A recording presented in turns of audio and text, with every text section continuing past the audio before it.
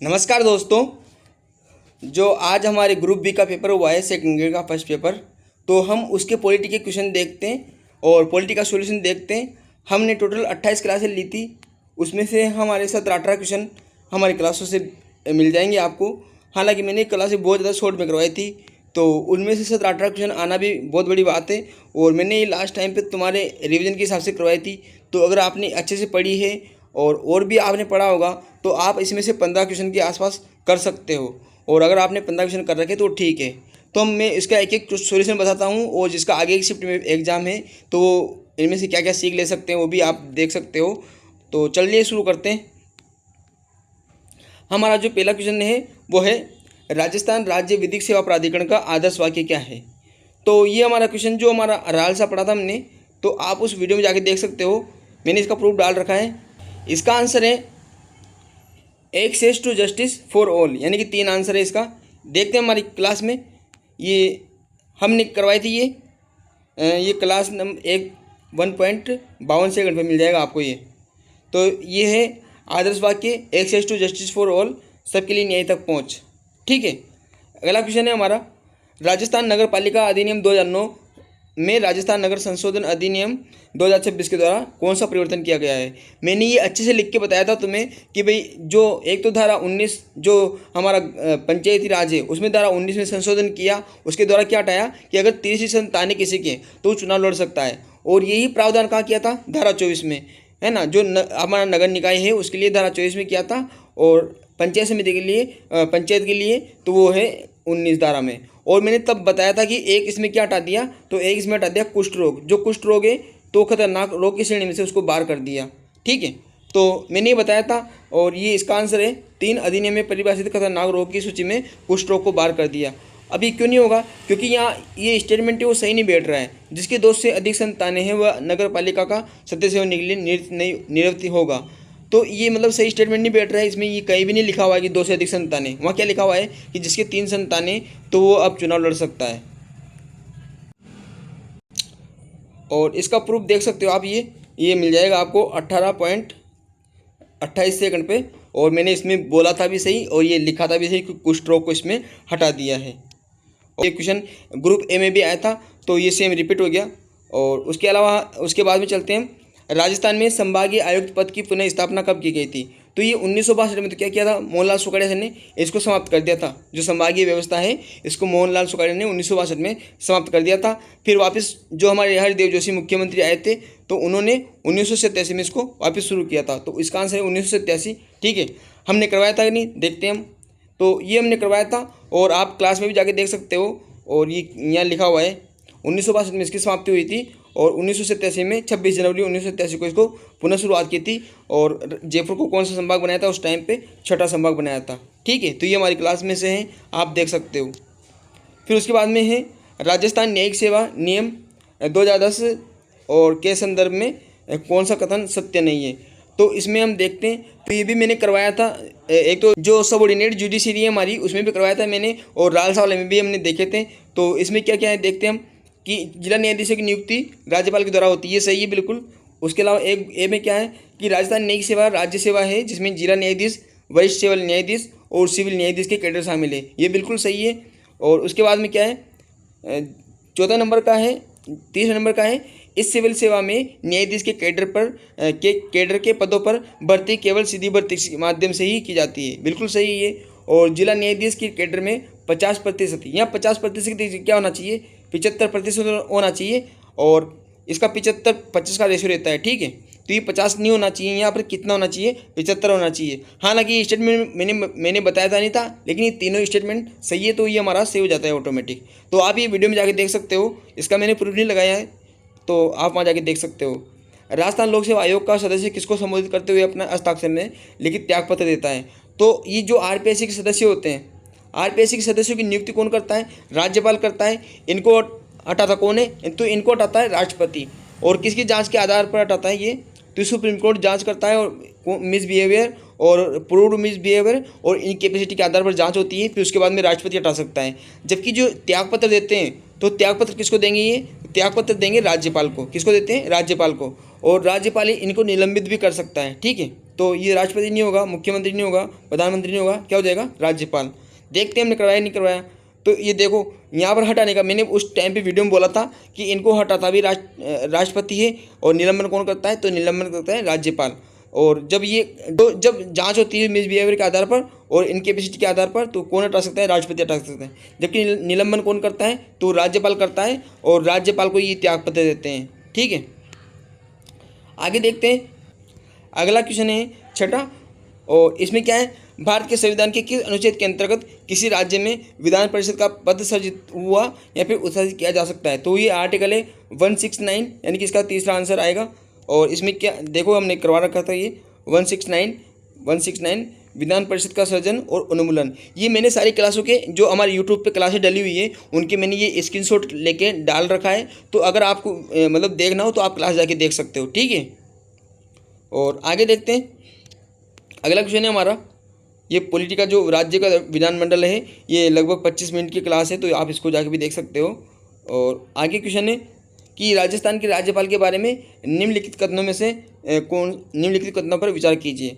तो ये क्या है, यदि उच्चतम न्यायालय में राजस्थान के राज्यपाल के विरुद्ध कदाचार का आरोप सिद्ध होता है तो भारत की संसद उन्हें पद से हटा सकती है। ऐसा कहीं भी उल्लेख नहीं कि राज्यपाल को कौन हटाएगा, संसद हटाएगी। कौन हटाता है राज्यपाल को, तो राज्यपाल राष्ट्रपति के प्रसाद पर्यंत होते हैं, और राज्यपाल को वो कभी भी हटा सकता है पद से। ठीक है, तो ये राज्यपाल का ऐसे संसद का नहीं लिखा हुआ है, तो गलत हो जाएगा। राजस्थान उच्च न्यायालय के न्यायाधीशों की नियुक्ति राजस्थान का राज्यपाल करता है। राज्यपाल नियुक्ति नहीं करता है जजों की नियुक्ति कौन करता है, तो ये केंद्र से होते हैं, राष्ट्रपति करता है इनकी नियुक्ति। ठीक है, अब देखते हैं मैंने कहाँ करवाया था इसको। तो एक तो हमने जो हाई कोर्ट किया था उसमें भी किया था इसको, और एक कहाँ पर किया था तो राज्यपाल वाले टॉपिक में भी इसको किया था। ठीक है, तो आपको दोनों जगह मिल जाएगा। और हम इसका देखते हैं कि जो राज्यपाल की नियुक्ति है वो कौन करता है, राष्ट्रपति करता है, और उसके राष्ट्रपति के प्रसाद पर्यंत ही ये कार्य करता है, यानी कि संसद का कहीं भी उल्लेख नहीं है। ठीक है, तो ये हमारा इसमें क्लास में से आया हुआ है। और आगे देखते हैं। तो ये मैंने नहीं करवाया था, ये 8वां क्वेश्चन मैंने नहीं करवाया था कि वर्ष 2025 में 25 के दौरान राजस्थान राज्य महिला आयोग द्वारा किस प्रकार की शिकायतें सर्वाधिक प्रकरण दर्ज किए गए हैं। ठीक है, तो ये मैंने करवाया नहीं था हालांकि, तो लेकिन इसका क्या है, इसका है 2 आंसर, दहेज प्रथा से संबंधित है ये। तो मैंने क्योंकि बड़ी क्लासें थी तो हमने मतलब ज़्यादा क्लासें हो जाती, इसलिए मैंने कम से कम में करवाया है। तो मैंने वही चीज़ें ली थी जो आपकी ज़्यादा काम की और आपको बेसिक याद होना चाहिए था, तो ये मैंने नहीं करवाया था। ठीक है, तो अगला क्वेश्चन है, भारत के संविधान के किस अनुच्छेद में कहा गया है कि मुख्यमंत्री की नियुक्ति राज्यपाल करेगा। तो ये आर्टिकल हमने अच्छे से देखा था जब हमने मुख्यमंत्री पढ़ा था और जब हमने राज्यपाल पढ़ा था। ठीक है, तो दोनों जगह मैंने देखा था, तो इसका आंसर हो जाएगा 4 164, और इसका भी एक है। हम देखते हैं कि ये 164, और इसमें क्या लिखा हुआ है, मुख्यमंत्री व अन्य मंत्रियों की नियुक्ति कौन करेगा, राज्यपाल करेगा। और मुख्यमंत्री की नियुक्ति जो 164 में लिखा हुआ है कि मुख्यमंत्री की नियुक्ति राज्यपाल करता है, और फिर लिखा हुआ है कि अन्य मंत्रियों की नियुक्ति मुख्यमंत्री की सलाह से राज्यपाल करता है। ठीक है, तो मुख्यमंत्री की नियुक्ति कौन करता है, राज्यपाल करता है, और अन्य मंत्रियों की नियुक्ति मुख्यमंत्री की सलाह पर राज्यपाल करता है। तो ये 164 में लिखा हुआ है, ये सही से नहीं दिख रहा है लेकिन ये क्लास में से है, तो आप ये देख सकते हो जाके। फिर अगला क्वेश्चन है, प्रत्येक पंचायत में अनुसूचित जातियों के लिए स्थान के आरक्षण की बात भारत के संविधान के किस अनुच्छेद में की गई थी। तो ये हमारे एक ग्रुप ए में आया था, वहाँ पर नगर निकाय से संबंधित आया था, और यहाँ पर आया हमारे ग्राम पंचायत से संबंधित। तो इसमें है, इसका आंसर आएगा डी 243 ग और डी। तो देखते हैं हमारी क्लास में आया कि नहीं आई है। तो ये हमने करवाया था 243 डी, स्थानों का आरक्षण SC ST को जनसंख्या के अनुपात में और महिलाओं को 1/33% आरक्षण दिया गया है। हालांकि बहुत सारे राज्यों में, राजस्थान सहित 19 राज्यों में कितना परसेंट है, 50% है। तो अगले शिफ्ट वाले याद रख सकते हैं कि जो राजस्थान है, तो राजस्थान सहित 19 राज्यों में कितने हैं, तो 50% वहाँ आरक्षण मिला हुआ है महिलाओं को। कितने राज्यों में, 19 राज्यों में। और अगला क्वेश्चन है 11वां, और इसमें क्या लिखा है, भारतीय संविधान के अनुच्छेद 74 के संबंध में निम्नलिखित कथनों पर विचार कीजिए।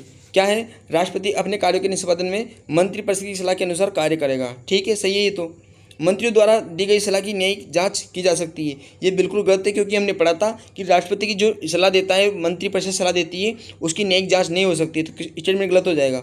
राष्ट्रपति एक बार मंत्रिपरिषद से उसकी सलाह पर पुनर्विचार के लिए कह सकता है। हाँ, बिल्कुल कह सकता है वो, और ये एक बार कह सकता है, लेकिन अगर दोबारा मान लो वही सलाह दे दी तो उसको हस्ताक्षर करने ही पड़ेंगे, फिर वो टाल नहीं सकता है उसको। ठीक है, तो इसमें 1 और 3 हो जाएंगे, 1 और 3, ये वाला 3। आगे देखते हैं, और ये हमने देख रखा है। इसमें क्या है, अनुच्छेद 74 में राष्ट्रपति को सलाह देने के लिए एक मंत्रिपरिषद होगी जिसका प्रमुख पीएम होगा। और मैंने इसमें ये बोला था कि भी वो एक बार पुनर्विचार के लिए लौटा सकता है। तो हमने ये कहाँ पढ़ा था, संसद में पढ़ा था, हमने राष्ट्रपति में पढ़ा था, और हमने ये पीएम वाली जो मंत्रिपरिषद है उसमें पढ़ा था। ठीक है, हालांकि मैंने ये पूरे स्टेटमेंट नहीं लिए, आपने मतलब ये बड़ी हो जाती तो मैंने पूरे स्टेटमेंट नहीं लिए इसके, तो आप क्लास में जाके देख सकते हो, ये उसमें से पूरा मैंने समझाया था अच्छे से। ठीक है, अगला क्वेश्चन है निम्नलिखित घटनाओं पर विचार कीजिए, है ना। तो इसमें है संयुक्त राष्ट्र भारत में पर्यवेक्षण मिशन 1965 सही है। और भारत पाकिस्तान के ने एक दूसरे परमाणु प्रतिष्ठानों और सुविधाओं पर हमला न करने का समझौता किया था, ये भी सही है। भारत ने बाढ़ के सैनिकों द्वारा किए गए तख्तापलट के प्रयास को विफल करने के लिए मालदीव में सैनिक भेजे थे, 1989 में भेजे थे ये।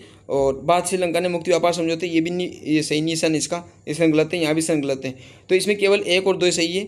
और ये मैंने नहीं करवाया था, तो आप ये इसका मैं नहीं बोल रहा हूँ कि ये मैंने करवाया था, ये मैंने नहीं करवाया था। ठीक है, और इसमें क्या आ जाएगा सन 1 और 2 सही है, 1 और 2। ठीक है, उसके बाद में है 1935 के बाल शासन अधिनियम धारा 15 के तहत वित्त से जुड़े किसी मामले पर संघीय सरकार फेडरल गवर्नमेंट को सलाह किस द्वारा दी जा सकती है।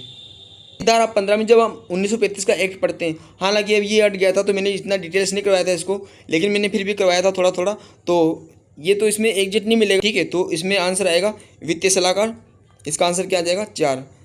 तो ये इस बार हट गया था तो मैंने ज़्यादा डिटेल से नहीं करवाया था इसको, पर ये इसके क्वेश्चन आ रहे तो आप इसको वापस देख के जाना। अगर जिसका अगली शिफ्ट में एग्जाम है तो वो इस 1935 के एक्ट को अच्छे से देख के जाना, क्योंकि इसमें बहुत डीपली क्वेश्चन आ रहे हैं। ठीक है, अगला क्वेश्चन है हमारा 14, और इसमें क्या है 26 नवंबर 1949 को संविधान को अंगीकृत करने के पश्चात भारत की संविधान सभा में अस्तित्व के संबंध में कौन सा कथन सही है। तो इसमें है भारत सरकार अधिनियम 1935 के अंतर्गत संघीय कार्यपालिका के रूप में कार्य करती रही, ये गलत है। और 1952 तक संसद के उच्च सदन के रूप में नहीं की थी। वह तुरंत भंग कर दी गई, नहीं भंग नहीं हुई थी, 1952 में भंग हुई थी। वह प्रथम निर्वाचन संसद के गठन तक भारत की अस्थायी संसद के रूप में कार्य करते रही, ये बिल्कुल सही है, क्योंकि वो अस्थायी संसद बनी थी। और कौन से आर्टिकल में बनी थी 379 में। ठीक है, अब देखते हैं हमने करवाया नहीं करवाया इसको, इसका मैं प्रूफ डालना भूल गया। तो ये हमने संसद जो अगर आप संसद वाली वीडियो देखोगे तो उसमें लिखा हुआ है कि जब हमारी हमारे जो प्रथम इलेक्शन हुए थे 1952 में, तब तक ये संविधान सभा बनी रही थी। और इसने 2 काम किए थे, एक तो ये संविधान सभा के रूप में बैठती थी, और एक किसके रूप में बैठती थी ये, तो एक संसद के रूप में बैठती थी। जब संविधान सभा के रूप में बैठती थी उसकी अध्यक्षता कौन करते थे, डॉक्टर राजेंद्र प्रसाद जी। और जब ये संसद के रूप में बैठती थी उसकी अध्यक्षता कौन करते थे, जीवी मावलंकर। और ये कब तक रही थी, तो ये रही थी 1952 तक। ठीक है, 1952 तक, और ये तब तक 1952 तक अस्थायी संसद के रूप में रही थी, न कि उस सदन के रूप में। और फिर यहाँ से हमारी प्रथम इलेक्शन हो जाते हैं तो राज्यसभा और लोकसभा बनती है फिर उसके बाद में। ठीक है, फिर अगला देखते हैं, और भारत के उपराष्ट्रपति के संबंध में निम्नलिखित कथनों पर विचार कीजिए। वह राज्यसभा का पदेन सभापति होगा, बिल्कुल तो ये सही है बिल्कुल कि वह राज्यसभा का पदेन सभापति होता है, ये सही है। और भारत के राष्ट्रपति द्वारा उसे राज्यसभा के सभापति के रूप में शपथ दिलाई जाती है। ऐसा कहीं भी उल्लेख नहीं कि भी राज्यसभा के सभापति के रूप में वो शपथ दिलाएगा। उसमें क्या लिखा हुआ है कि उपराष्ट्रपति को शपथ कौन दिलाता है, राष्ट्रपति। तो इसमें ये कहीं भी नहीं लिखा हुआ है, तो केवल इसमें क्या हो जाएगा, केवल 1 सही है, दूसरा गलत है। ठीक है, तो इसमें केवल 1 सही हो जाएगा, चौथे नंबर का हमने ये दे रखा है इसमें प्रूफ। उपराष्ट्रपति राज्यसभा का पदेन सभापति होता है और अन्य कोई लाभ का प्रदान नहीं करेगा। और उसको शपथ कौन दिलाता है, तो उसको शपथ दिलाएगा उपराष्ट्रपति के रूप में वो शपथ लेता है, न कि राज्यसभा के पदेन सभापति के रूप में। तो आप ये जब उपराष्ट्रपति वाली वीडियो देखोगे तो आपको उसको आराम से मिल जाएगा। ठीक है, और राष्ट्रपति के महाभियोग के संबंध में निम्नलिखित कथनों पर कौन सा सही है। तो इसमें क्या है कि आरोप किसी भी सदन द्वारा लगाए जा सकते हैं, यानी कि जो राज्यसभा है और जो लोकसभा है, राज्यसभा और लोकसभा द्वारा आरोप लगाए जा सकते हैं, तो ये सही है। फिर प्रस्तुत करने से पूर्व 14 दिन का नोटिस देना अनिवार्य है, बिल्कुल 14 दिन का। हम अधिकतर जिसको भी हम हटाते हैं तो उसका 14 दिन के पहले नोटिस देना अनिवार्य होता है उसको। ठीक है, कि भाई आपको हटाने के लिए प्रस्ताव ला रहे हैं तो ये 14 दिन सभी जगह लागू होता है, चाहे वो लोकसभा का सदस्य अध्यक्ष हो, चाहे वो उपराष्ट्रपति हो, चाहे कहीं भी हो, तो 14 दिन का सब हर जगह लागू होता है। तो अगर आप आगे भी या इसको ध्यान रख सकते हो। ठीक है, और इसमें क्या है प्रस्ताव को कुल सदस्य से, कुल नहीं है या ये पूर्ण बहुमत नहीं है, यहाँ पर क्या है, विशेष बहुमत है, विशेष बहुमत, स्पेशल मेजोरिटी। और स्पेशल मेजोरिटी क्या होती है कि जितने भी सदस्य होते हैं हमारे लोकसभा में, राज्यसभा में, तो उसका 2/3, उसका कितना 2/3 इसको पारित करेंगे, यानी कि 66% इसको पारित करेंगे, तभी ये होता है। और पूर्ण बहुमत क्या होता है, तो पूर्ण बहुमत होता है 51%, यानी कि 50 + 1%। तो इससे नहीं हटता है राष्ट्रपति। राष्ट्रपति किससे हटता है, राष्ट्रपति हटता है 2/3 बहुमत से, और दोनों सदनों में अलग अलग होना जरूरी है, ठीक है। तो 66% होना जरूरी है। और तो ये कितना, ये गलत हो जाएगा हमारा। और इसमें क्या है, दूसरा सदन आरोप की जांच करता है, तो ये बिल्कुल सही है।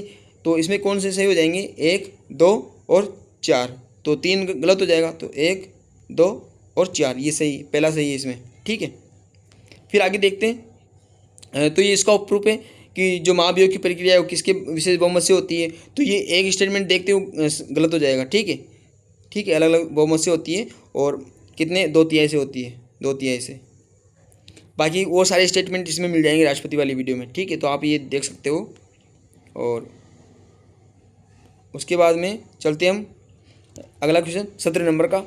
संसद तथा राज्य की विधानसभाओं के चुनाव से उत्पन्न संदेहों और विवादों के निपटारे के लिए निर्वाचन न्यायाधिकरण की नियुक्ति करने की निर्वाचन आयोग की शक्ति को भारत के संविधान में किए गए निम्नलिखित में से कौन से संशोधन द्वारा हटाया गया था।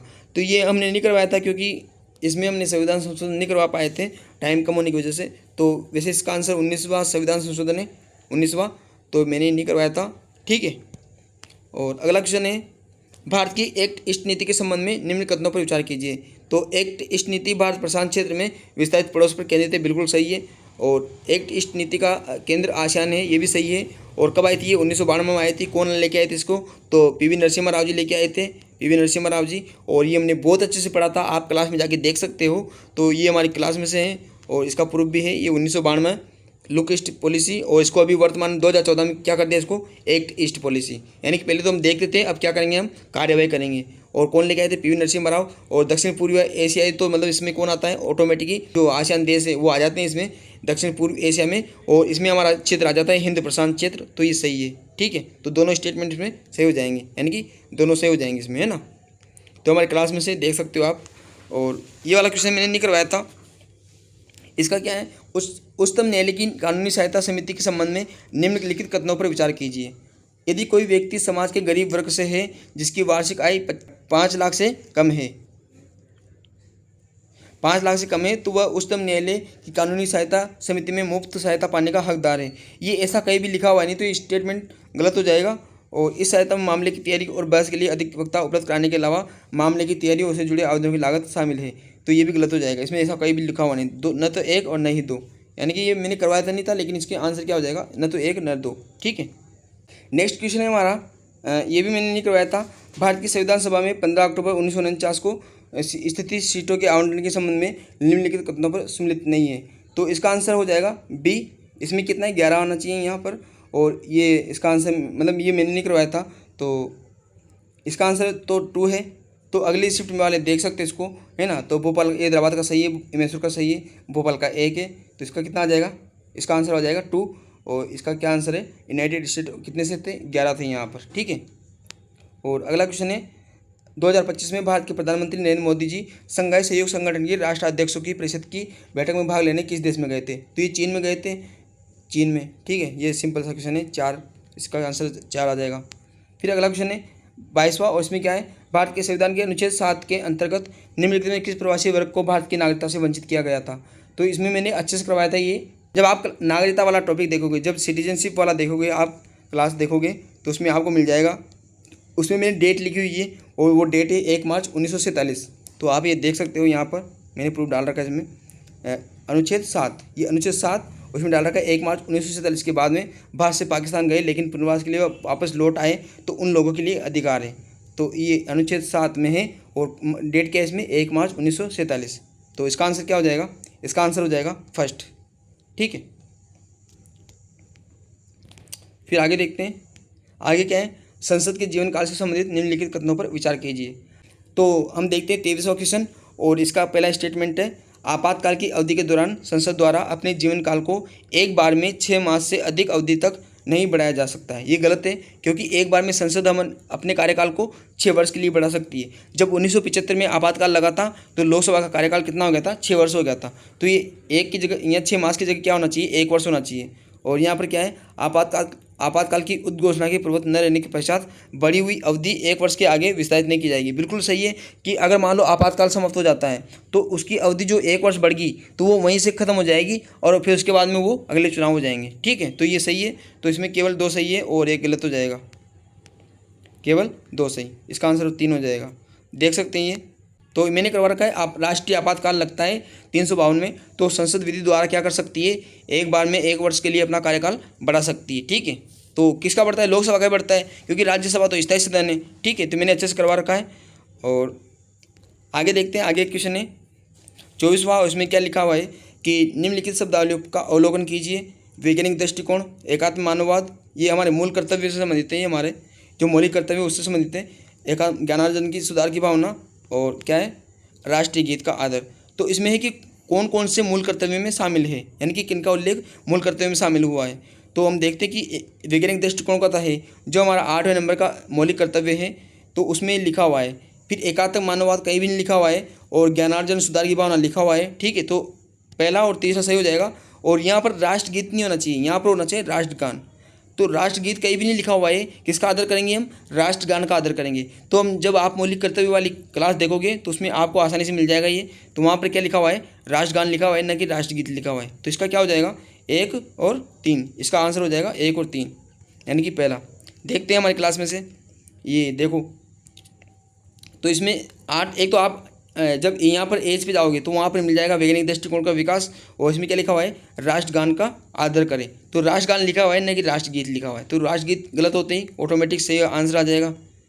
और आगे देखते हैं, आगे है भारत के संविधान, ये लास्ट क्वेश्चन है और ये भी हमारे क्लास में से है। और कौन से टॉपिक से ये, जो हमारी DPSP है, ये हमारी DPSP है, तो उससे टॉपिक है, उससे क्वेश्चन है ये। और हम देखते हैं इसका आंसर क्या आएगा कि कौन सा उल्लेख अनुच्छेद 46 में नहीं है। तो किसका उल्लेख नहीं है, तो उसमें SC ST का है, SC ST और दुर्बल वर्ग का उल्लेख है उसमें। तो ये तीनों का उल्लेख है, जबकि किसका नहीं है, तो OBC का उसमें कहीं भी उल्लेख नहीं है। यानी कि दुर्बल वर्ग है उसमें, लेकिन अन्य पिछड़ा वर्ग नहीं है, तो OBC का उल्लेख नहीं है। अब देखते हैं हमने करवाया नहीं करवाया इसको, तो ये मैंने डाल रखा है।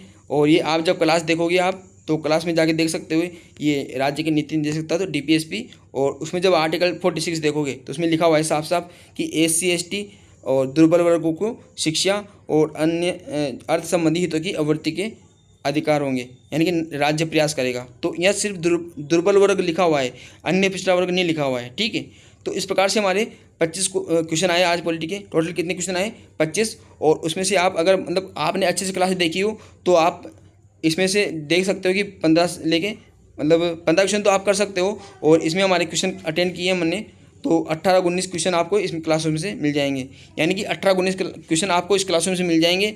और 5-6 क्वेश्चन नहीं मिलेंगे, क्योंकि वो मैंने टाइम कम था इसलिए मैंने करवा नहीं पाया उनको। तो 18-19 क्वेश्चन मिल जाएंगे। और अगर आपने इनमें से 15 क्वेश्चन सही कर रखे तो आप बहुत अच्छी स्थिति में हो, यानी कि 15 क्वेश्चन आपके सही होने चाहिए इसमें से। ठीक है, तो ये हमारा परफॉर्मेंस रहा। तो हमने बहुत कम क्लास ली थी और बहुत कम टाइम में और बहुत शॉर्ट में करवाया था, तो उसमें से इतने क्वेश्चन आना भी बहुत बड़ी बात है।